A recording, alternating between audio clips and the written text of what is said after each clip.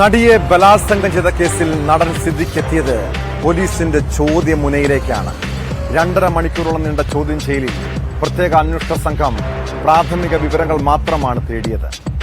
നടിക്കെതിരായ പരാതിയിലും supreme കോടതിയിലും പറഞ്ഞ കാര്യങ്ങൾ അന്വേഷണ സംഘത്തിന് മുന്നിലും ആവർത്തിച്ച സിദ്ദിഖ് നടിയെ ഒരു തവണ മാത്രമാണ് ജീവിതത്തിൽ കണ്ടതെന്നും മൊഴി നൽകി. അതേസമയം ഈ മാസം 12-ന് വീണ്ടും ഹാജരാകാൻ സിദ്ദിഖിന് പോലീസ് നിർദ്ദേശം നൽകിയിട്ടുണ്ട്.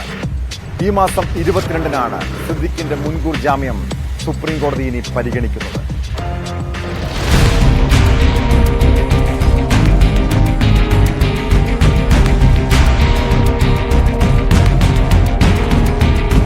ചോദ്യം ചെയ്യലിന് ഹാജരാകണമെന്നാവശ്യപ്പെട്ട് കഴിഞ്ഞ ദിവസം അന്വേഷണ സംഘം നടൻ സിദ്ദിഖിന് നോട്ടീസ് നൽകിയിരുന്നു.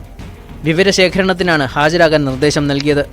പ്രത്യേക അന്വേഷണ സംഘത്തിലെ ഉദ്യോഗസ്ഥരായ SP Merin Joseph, crime branch SP Madhusoodanan എന്നിവരുടെ നേതൃത്വത്തിൽ കന്റോൺമെന്റ് സ്റ്റേഷന്റെ ഭാഗമായ കൺട്രോൾ സിറ്റി സെന്ററിൽ 2.5 മണിക്കൂർ നീണ്ട വിവരശേഖരണം നടന്നു.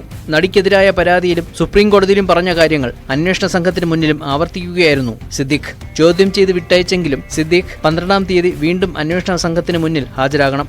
ഈ സമയത്ത് പീഡന പരാതി ഉന്നയിച്ച നടിക്കെതിരായ വാട്സ്ആപ്പ് ചാറ്റുകൾ സിദ്ദിഖ് അന്വേഷണ സംഘത്തിന് മുന്നിൽ ഹാജരാക്കും.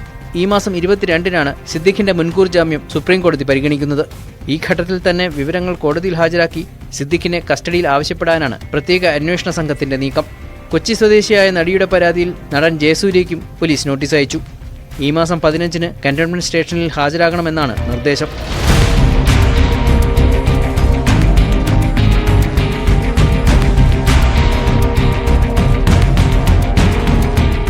ന്യൂസ് 18 തിരുവനന്തപുരം.